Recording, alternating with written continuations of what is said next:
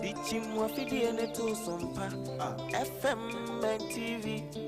Nebema weni jie Eni aketiampa Nebema weni jio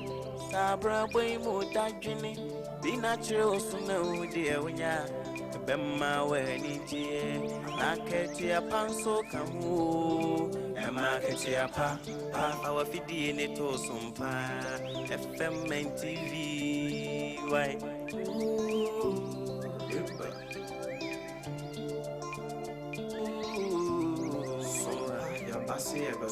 Yasim sompa mani jeni akati apana unu warada sompa de asitne imunu ema akati apa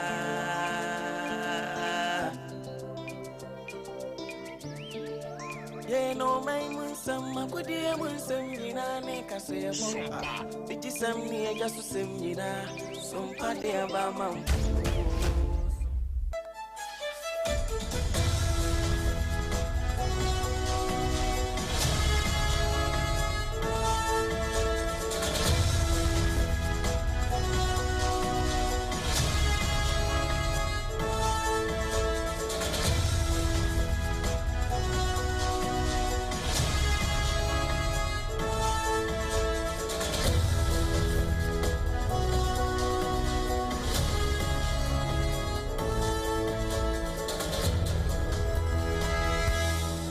Ampo nonsia. Ahaya SOMPA 106.5 FM Accra. Ghana de Shmaima yamamu nyina chi anopei ebraso si ade SOMPA kase bono esomo na kase boyi efi SOMPA 106.5 FM Accra no enam ye headquarters e wokumase eye SOMPA 93.1 FM Adam Fopa Radio e wo Paris France Doma FM Doma Hinkro ye 100.7 Enkranza SOMPA Mensonom eye 90.7 Tachimai SOMPA eye 106.1 FM Sunyane SOMPA ye 98.9 Kingdom ewo Mankasim eno ye 106.1 FM Kanesh Urban Radio and so ewo Kaneshi Market. Ye Facebook page ni ye SOMPA 106.5 FM Accra. Well like it no share na woni yakwanakra na ye ba ya na nso wodem. Ye YouTube no nso eye SOMPA FM Live. Ye website eye www.sompaonline.com. Takwa SOMPA nso eye 101.1 FM. Obapa kechire ene ne dom asomo ewo takwa hwa. Wamo sente no agye baabia nana kodjesi company limited ko obasimpri mu be maba a woton adansie hu ne ma hyase kwa wie ya woni tipan wo Ghana ha ne ti ene ne dwumadi a wodi ne efese emfie bebura duasa ena watimi edi ne dwuma enti amfo na nkyere ne nto aso ntibra na fa ho bebo na do ho bodondo na dondon so atimi asawo a nana kodjesi company limited eno no eno achi Leicester Ghana limited se no pay ma wo senye fe netimi nya kokoduro siri jeje ho te se AKOSUA AGYEIWAA a ne siri epam demons no epam ahomone na ubetimi asre sa agi se Leicester Ghana limited ya street pace no ene ne brush wo de twitwi sen whitening yi na wo sia ye se fita heba yi na aye wudodomu adwuma na ayaresa ba akopɛ a yagye atumwa clinica eni tipan ye fa ne medimafo heba center Dr. Tamu Dasunie ayaresa papa nie pokwase magira e won kran ha eno no wabɔ ne nsesia ne mansion kɛsie si hɔ a uduru hɔ a wobɛka sɛ mansion a wɔda mu nanso e mansion a wɔde san yare eti efe no medimafo heba clinic Dr. Tamu Dasu mansion a ɛsan yare eti foni ɛkyerɛ hɔ ensɛm a yɛde ɛma mo anɔpɛ de di mo akotene no ebinie say Ghana Statistical Service wam de abeto gya sɛ Ghana ade ba ko ayekra de ba oman mu paa no ɛyɛfuo Enuachi DVLA yebeko mrahye bedwam wo mo sibuo ne charges bi o mo de abasese wo car no wo license ni wu a yebeba wo cabinet sese mrahye bedwafo agye atumti wutena ho e ma wo license wudi a ene de fe ne delinquency charges twen am wotua na senator fo se wo mo gigi delinquency charges ni wi a wo mo betua bi e wo makache wo mo target ni pa 2.8 million engosi 2028 Ghana Medical Association na Dr. Fonkabo muko e wo Ghana ha asem ni ye ye frebi bi full security na se nuane na ye die ne bambo ewo mu ene ya eye wo mo se kwa na ekofom e wo Ghana nti ye se ye nuane die no aye hu asem ne so no nti nana bi wo se wo mo hia ne o wa kokoduro ya obetimi aboa agi tumi die friend this for ansem no abaye full security ni ya moye healthcare empomdi hu dwumadie ewo ahafo ano southwest no anopai sompa kasebo yebetu fanso okorea kwa kopie ho ne de ho amanebo abrem ye wie pe ye betwa bosompo ni akwa South Africa akwadwufo yi ho ye se wo ma adwuma ye no ekofom o se na no wo ye ye ompamo abibiman nyina firi wo mpotam no adwuma se ne wo mo pra adwuma no ni nyina so ate se ehu ensempi ka we no ho ne de som se kasebo de firi sompa 106.5 FM Accra maame ene ne ba ye ne de kasebo yi esom anopai eyemme die nyame yeshira no akosua ago abowaje ubetimi afrem yakosua nhira menne medoba odema nkoma chiame enhira ba obrempon na kwaku ampomaga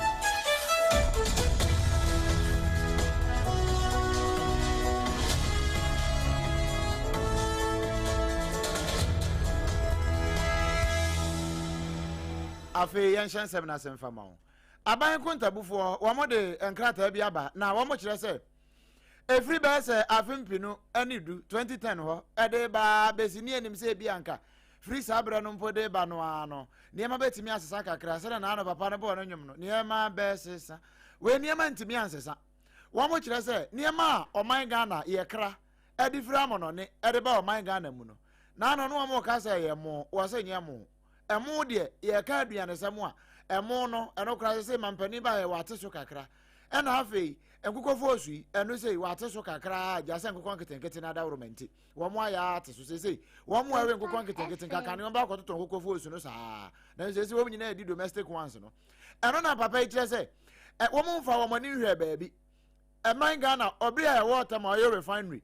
ye ho adwuma denden ene ma nyina ekoboko no Ghana gusu krafu ede free amano ne de ba na ye kra kra no a ye san kra raw wine no a anka nya yawo se ne nke ye kra ne aba ha ne aba refine da bi o ye kokra refined crude enkamfo asokra mpo se FPS o kwa menkroma wo ye adwuma ha ye tu wire ne bi wa ha nya asem kuma ko Jubilee field wo ko fe over 100,000 barrels a day ye tu ne denden na so Ghana ha ye refine bi eno na wa kire se sa de we se every 2010 ena de we yaba na o hwe wo man no niema ye kra edi free amano ni bedu o man mu nko ana fuel nko a ye kra refined one o a ye kra no beso ha mu chemu no aduonu ensia 26% na se ye kra eniema bebre a ye kra ye kra ma chese kra ka ho bie no fuel nko akitamu 26% na sa ye nyaye a beda na yetimi akoye nim eno nti wo mu wie ne wedi wo san de afutuo de aka ho de ma aban se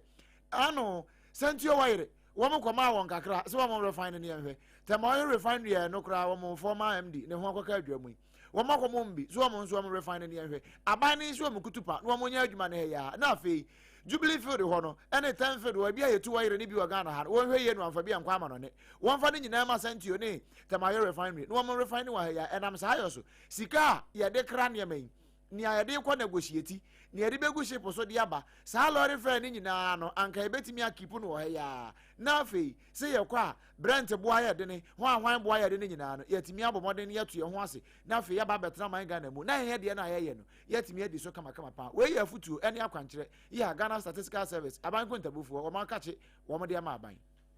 Meka wo se sompa kasebo na wutie free sompa 106.5 FM Accra na Kodie Company Limited ekoba simpri mu be maba anopa no nsia kasebo a Leicester Ghana Limited yan sweet paste ene ne brush ejina baba na eno echi no so medimafo heba center ejine tata no ena wunu aba AKOSUA AGYEIWAA KODIE nhira meni obrempona na wadoma nkoma chiame no wankasa ye bi mu ediama mu anopa wo sompa Accra so na ye tonso chief executive officer dema driver and vehicle licensing authority Ora Julius Nikwe Kote na sam ne se na no wate se nipa bi ye dede se ye frɛ bi delinquency charges na delinquency charges no asekira ne se wotena ho ema wo driving license ewu na wo bana se wo baba be Kenya mu be renewa wo betua sa charge to so no e de aboso eti se wonnim na trama wo license wu petumi krata ye de ama wo se fa ka hyen wo tena wo mane wu a ene enye obi na kumanchibu osia ko na wo de utia kwakwaje akyerema na wo se wote wa wontete se nipa bi kasakasa emekuo bi a eye policy think tank bi e frɛ wo mo cat international wo mo se emrahye badwafo enye nhwehwemu emfa sa delinquency charges no ekwan ba ne ye fa so etimi ba mu ekwan ba so ne ye fa so ye de adwuma na e be ye kora no a enka ye ntwinsinsen kakra ɛna owura Julius Nikwe Kote etumra kyerɛ sɛ na wonim sɛ yɛmra hyɛbadwafo na gitu mu dadaada ɛmra hyɛbadwafo na gitu mu sɛ yɛmfa delinquency charges ne mmra asekyerɛ nyina ne sɛ wotena ma wo license wu a wobɛtua saa charges no ansa na yɛtoa so de ama wo na wɔde saa nsɛm yi anyina to dwa berɛ a wɔkɔ gamankyɛfie ɛyɛ Kentucky tekuturu a wɔtɔ so emienu na wɔne ne ekodi nkitaho ɛfa DVLA head officer ɛwɔ nkran wɔn mu dwumadi ahodo a wɔn mu edie na owura Kote ekyire mu sɛ adeɛ na wɔn de aba no wɔn yɛ ne safi sɛ mmra hyɛbadwafo tumi tɛkyire etu wɔn mu busa sɛ ai charges ne koraa no percentage na wɔn de yɛ na ano ɔden ɛne adeɛ bɛyɛ koraa yɛnyi mfiri hɔ na DVLA fo sika bi wɔn agye bia wɔn ntua no sɛ wɔn nim a wɔkyerɛ aseɛ ama wɔn aso te sɛ ɛnyɛ sɛ wɔn firi wɔn pɛm ɛna di dwumadie bi ɛte sa ne mom mmra hyɛbadwafo na gye tu mu ɛma wɔn de saa ɛtoɔ no ɛbaeɛ. Amended in 2025. Charges started in Ghana in 2012. It was amended in 2025. But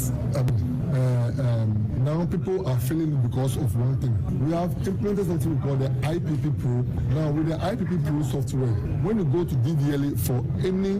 services, people now do not have the chance to deselect and select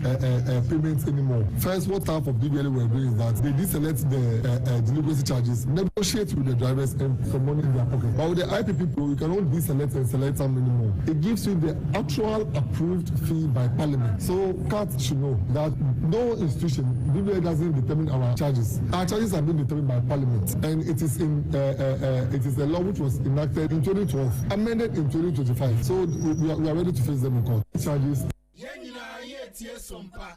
Yenyina yetie sompampa we yensam a owura Julius Nikwe Kote Chief Executive Officer dema Driver and Vehicle Licensing Authority wode atudwa wokopie gamanche ahemfie ena yenso yetintim ede amamo anopai na shanen so say anopa no nsia kase no nia ekoba je sesempre mu na daworoma waso asene say yemfamero no eno ane ye de ma we na ye bowura mu awo ensam foforo emu the Social Security and National Insurance Trust oka ya na ya manfo adwene mo kesere ne senate asem ne yeken wo mo se wiebe enkosi se ye beto aba afi na ye beto aba wo mu no ye beto aba bewie na ye be ye kwa diburo nya kura bewie na anya hwe kura no nipa wo mo we se wo mba ba kansa homa no no be se 2.8 million na 2.8 million no nyesika na emom nipa dodo nko a ya mo preso mbeba no nti formal and informal sector nyina no obi anfa ne ho nhyem na we na event bi a Senate Director General Kasankasa Chief Kwesi Afrabani na wase a wo kasa bi en wo chese no kre sesi with sa asset under management no wo mo akoma nimpa ya sesi wo mo gusu a wo mo hwa se wo mo sika no atimi akwa kodru be se 35.6 billion anya dollars Ghana cedis June yawo 2026 no and wo mudru ye na emom wo mo hwa ni mu a se nka anya hwe kura no new members be se 300,000 betimi abeka ho afi bia si enya na saade a enkosi 2028 no ni enya akwa akodu be se 2.8 million a wo nyina e wo Senate ne so na ebra wo kasa no wo bomoden a e de nsem sei Kwesi Afrabani ni wo de nsem sei atu na na opon chiku anim Sisi a ye kase ye scheme local assets and management and known as the pension. Sisi assets and management and then 36 billion. End of 2024, then in 28 billion. End of 2024, then in 20.4 billion. End of 2025, then in 28 billion. End of June, and now 35.6 billion. It's clearly a scheme will go 2 points, and as scheme will 2 points, not the fact. And so we membership so increase each year. Target is the target is over 300,000 women at the casting. Send by 2028, there were at least 2.8 million active members. Another one my team on the two. Quite no innovation then. You know, what this assemble when we have this scheme now. A buy set scheme. Now we type and say. Oti so ka se mini aba ma busa asem na na opon chekuna na ebusa na sa questions no na oyi ya no boko ho no na we on po kasa yi ya me of Chief Kwesi Afrabani one Director General e de Masnet adwumakuo no na wona na opon cheku e bo sa nkomo meka wo se sompa kase bo na wutie free sompa 106.5 FM Accra anopa no nsia kase bo na ye bedi amamo ne yakoya ni mo Ghana Medical Association ya Dr. Fonkabomuku a e wo Ghana wo mo se nuane a ye di wo man ni mu ha no ɛsɛ sɛ yɛyɛ ahwɛyie pa fi sɛ deɛ wodi kɔ wo mu no ɛne na kyerɛ wo nipadua nipadua no deɛ wode bɛma no ɛne wode bɛma wo enti sɛ ɛnya a wo nipadua no yareɛ ɛne abenedie ɛne wɔhaw ɛde bɛfiri mu aba na Ghana ha no wɔ mu hwehwɛ mu kyerɛ sɛ nyɛ sɛ bi a yɛni mmara wɔ ha o ɛmmara biaa sɛ bylaws die yɛ yɛwɔ ne nyinaa bi wɔ yɛ kurom ha yɛ yareɛ yɛ baako pɛ yɛ haw yɛ baako pɛ deɛ frɛ no weak enforcement mmara no wɔ hɔ na hwan na ɛbɛpia ama ɔde ayɛ adwuma wɔn ɛsɛ sɛ wɔn pia mmara no nyinaa mmerɛ eti ama mmara no mu ayɛ ha eti obi atimi fam na ɔde nnuane kɔ yɛn san so ne deɛ frɛ no inadequate laboratory capacity na ɛso ɛno no ɛho ne yɛbɛkɔ akɔyɛ sa na aduane wei no sɛdeɛ ɛsi hwɛ no ɛho asɛm te sɛn ɛne mmara no nhyehyɛeɛ yɛ standard na nasɛ mpɛmpɛnsoɔ na yɛ pɛpɛɛpɛ anaa ɛno nso so abɔ yɛ sɛdeɛ tiri abɔkɔtɔ no enti yɛwɔ Public Health Act 2012 wɔ hɔ ɛna Food and Drugs Authority Act nso ɛwɔ hɔ nanso saa mmara yi nyinaa ɛtwa yɛn ho akyia yi yɛde yɛn do ngorɛ nanso bi nwɔ yɛntimi mfa nyɛ adwuma eti da bia enuane bia na namu kyɛ sɛ ɛtoro bi kura yɛn ekodwom kodi dwai wotimi ho anwa bi na Chinese na gu ho chinchon chanchanchon kankun kanka wotimi nkan ɛnhu sɛ adeɛ no wonim sɛ yɛ anwa na gyina hɔ no ɛtoro bi so ataki kasa ɛna egu ho enti ebi ɔso kura German fo die ɛna egu ho ɛkyɛ sɛ wonya duru dwom sɛ wokɔta adeɛ kwan ɔmo fa so de bewura dwom no obi sɛ I can't think far wodwene ho ase de lewe nkan yɛ no na wodwene ho ana ensi efi sɛ saa deɛ na ɛha dwene pa ɛno nti wɔn de adesɛdeɛ to Food and Drugs Authority Ghana Standards Authority sɛ wɔn nsɔre waka wɔn ne bodies a yɛpɔ wɔn ɛbɔ wɔn paa sɛ wɔn nyɛ adwuma bi te sɛ deɛ yɛfɛ no market surveillance wɔn nante mu nyɛ sɛ obi akɔsesa nneɛma na ɔde abɛgu ne store na wɔtɔn obi akɔsesa nneɛma ne yɛtɔ obi wɔ hɔ no oduru dwom ampakya wo anwa wɔ hɔ no wayi no wɔde kɔ wɔn nkan ho wɔne hwee na ɛyɛ Food and Drugs Authority ne Ghana Standards Authority for adwuma so ɔmo bɛyɛ adwuma so ne adwuma de ma yɛmfa mma adwuma koraa na saa adeɛ ne timi free Ghana sɛ bia yɛ airport anaasɛ yɛ port na awura mu a bɛduru dwom a hwan na timi ma ho kwama ne bɛduru dwom sɛ yɛntɔw nnuane a ɛtoro bi koraa sɛ yɛ ɛma yɛ ni eti wɔbɛsrɛ a wei yɛ Ghana Medical Association a Dr. Fonkabo mu ko sɛ wɔn na ɛyɛ a Dr. Fo yare a ɛba wɔn anim nipa a wɔn mu wuo ɛnam nnuane a wɔn di gu wɔn mu a ɛnyɛ papa no eti na mo wɔn ani abere saa eti wɔn de adesɛdeɛ ato dwa sɛ deɛ fɛ ne food safety no ɛnyɛ adwuma na etimi aboa ama nneɛma nyinaa akɔnkwan a ɛho asɛm no ɛna sompa kaseɛ bɔ yɛde ama mo yɛ ka mo sɛ sompa kaseɛ bɔ na wotie fi sompa 106.5 FM Accra na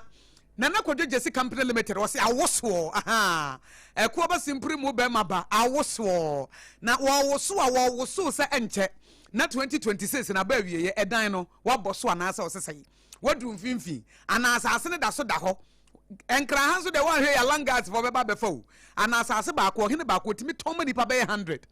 enti bra na yɛma wo nneɛma ntɛntɛntɛntɛm ne sine ntɛntɛntɛntɛm abasahade so mmirika tɛntɛ na yɛnsan so tuufo ɛkwan ɛfa so si dan obi wa ɔsɛnte akɔsi asase ne deɛ mi wɔ sika ne deɛ manya na nka me wɔbɛyɛ 200,000 Ghana cedis bi da account mu mpɛsɛ mede hyɛ aseɛ na mesuro sɛ wɔn ha me chance a ɛnuru baabi abra na ɛkɔ ba simpri mu ɛma wo free consultation wɔn tuufo fa wo dan ne design ne bɛkyerɛ no ɔbɛkyerɛ wo deɛ wobɛyɛ ɛho biribi akama na Kodie Jesse Company Limited ɛna ayɛ ne saa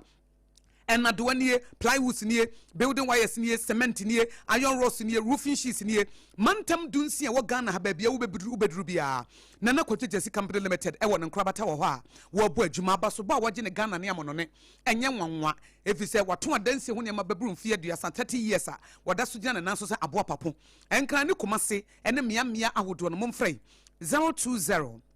4355050 020 4355050 TBM 020 4355050 and 0244 419 393 0244 419 393 Nana Kodie Jesse Company Limited we ɛko ba simpri mu be maba eno no anopa yensre kakre enti ene wuku adai enti akuya wo sete sei guna kwaku wo so mo sete sei kwaku se ne senye akuya so se ne senye na amafo no nso Leicester Ghana Limited ya toothpaste and the brush and ye come for the ama wo say so we dey chichi wo see betimi aboa Leicester no eye LEXTA Leicester no eye LEXTA eti Leicester Ghana Limited se bra na yemma young toothpaste ene ne brush no na efa chichi se ansa na wakosia abede e wo school mu na aye ABC awkasa free abede young toothpaste ene ne brush eno no enti whitening no pay me so fatwi eduru numra no use hair bar no no de ebetimi aboa ma udodom obi wa osori bia no wodi ade a wo se ayi ensuo ahyenesen na ensuo timi hye sen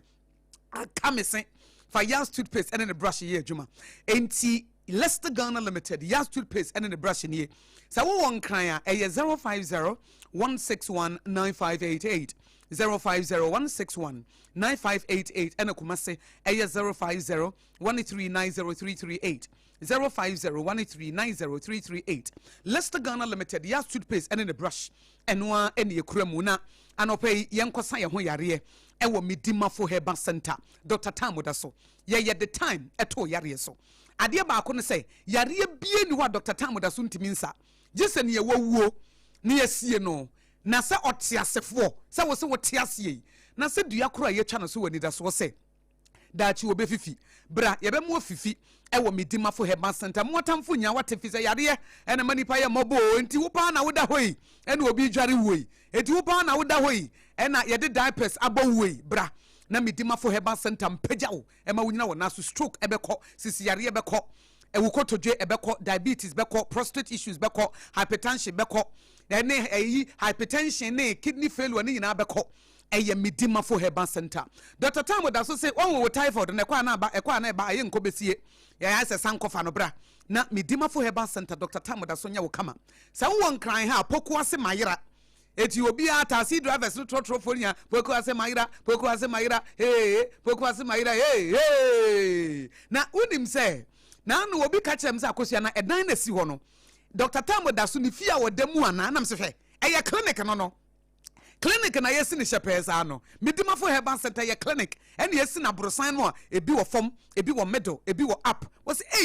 edan na efe na me se enye dan no nko na efe edan na efe na yaresa nso ofe edan no efe na yaresa nso ofe eti midima for Herbal Center fra Dr. Tamu da so 0244 774282 0244 774282 and 050 072 7215 050 072 7215 midima for Herbal Center wudima for anywhere make up some podcast ye bona wutie free SOMPA 106.5 FM akra ye ho me so kakra bi e ba ye no a ensem a ACC e wo ahafo ene amono no nsem no ye de dia kanyina ebeto so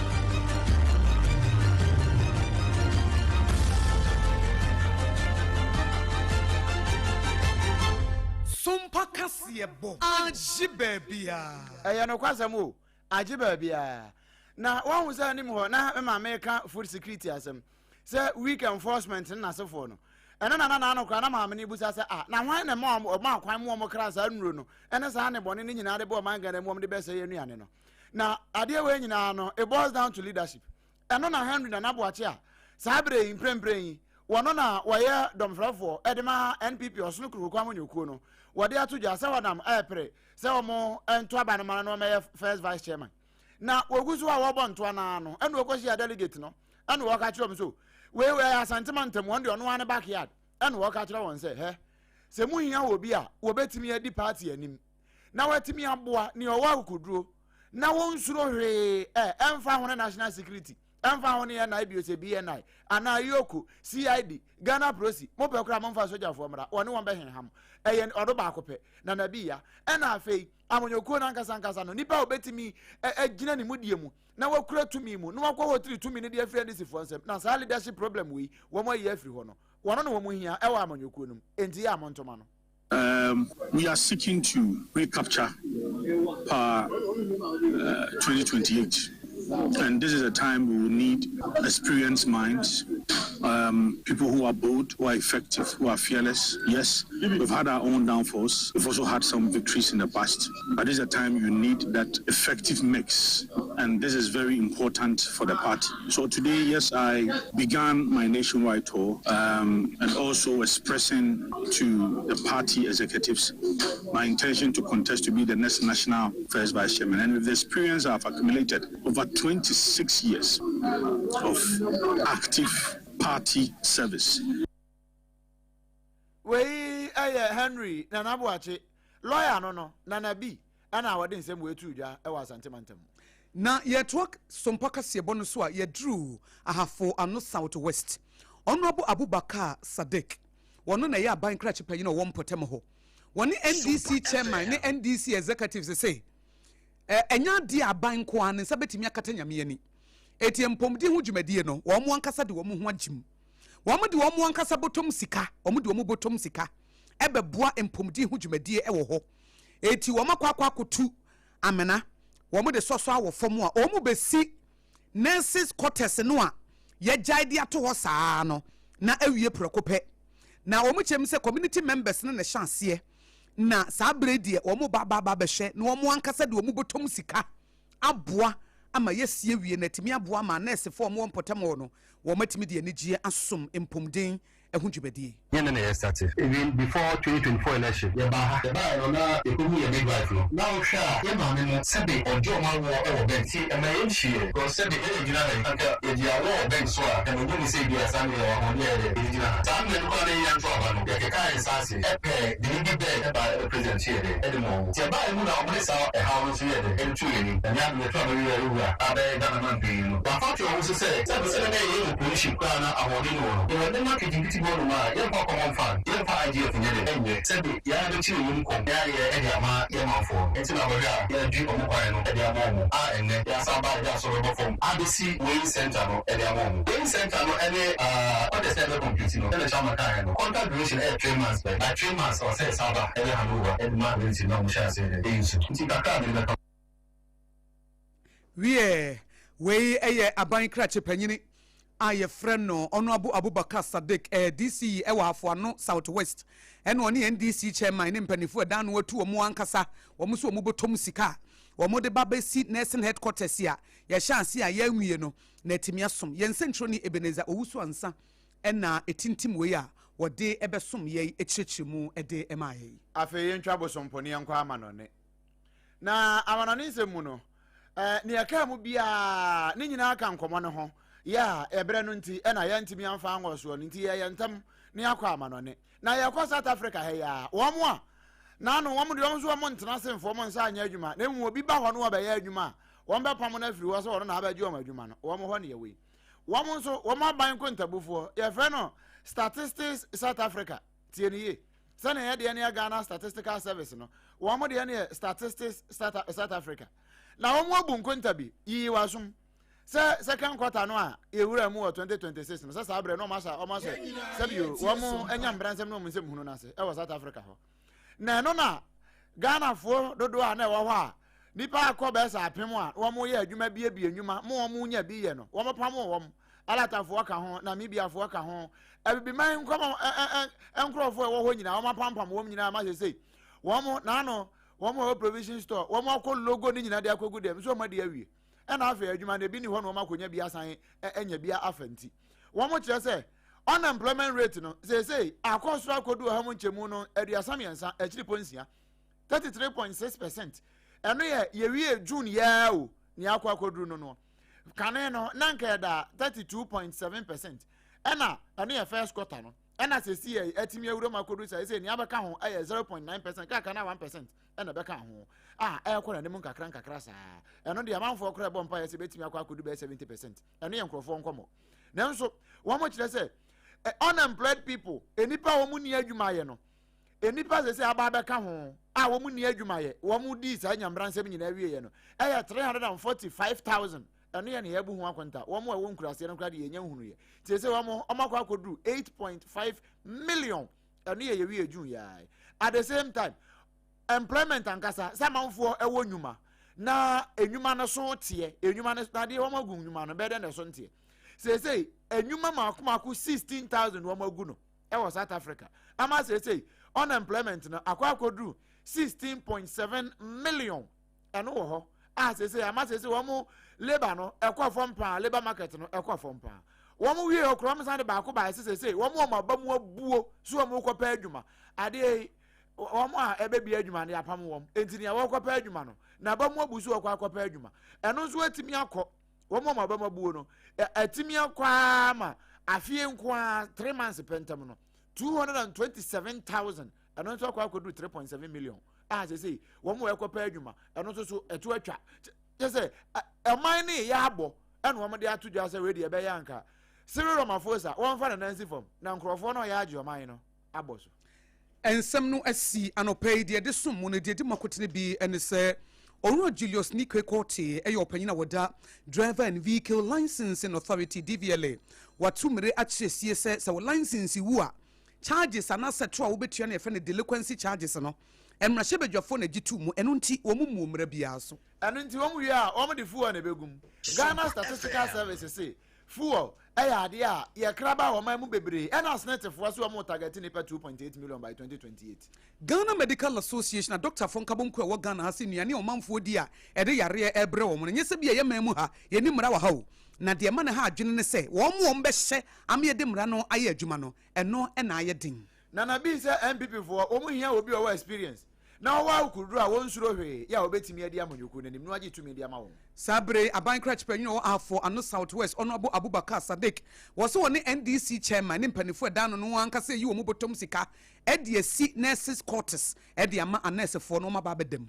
eno ya asempa na enso South Africa de wo mo pam wo bifo nyina e wo ho wie ye no enyuma ho nsem akwa atwe a wo mo bo ho amane Kasebo ifi Sompa 106.5 FM Accra na fire headquarters e wo kumase no ye Sompa 93.1 FM Adamfopa radio wo Paris France Doma FM Doma Hinkro Doma hine enene Doma sumu ye 100.7 Enkranza Sompa mensewonom ye 90.7 Techiman Sompa ye 106.1 FM Sunyane Sompa ye 98.9 Takwa Sompa Obapa Kechile enene dom wo munso som e wo 101.1 FM e wo takwa ho Kingdom e wo Mankesim 106.1 FM Kanesh Eban radio wo Kaneshi Market your Facebook page ni Sompa 106.5 FM Accra wo like page no na wa share your YouTube no so Sompa FM live your website here www.sompaonline.com nana koje jesi company limited ko ba simpri mu bema pa woto adansi woni ma hyase e kwa wiye na no pa no nsia kase ba na wote ye no Leicester Ghana Limited ya suitcase and the brush de twitwi yesi ema yesi eye kama me yesi wa kokodrom ena medimafo herbal center Dr. Tabronda so asabre pokwase mayira wo tu yare tesa ahomone no wodi wani kire ho a wono so betimi aboa wo yene de kase boyi esomo no pa yi eye me maame ne ba die nyame yeshira no AKOSUA AGYEIWAA Ubetimi afrem AKOSUA nshira another blessed mene medoba nshira ba pani oduma nkoma chiame obrempon na kwaku ampo magana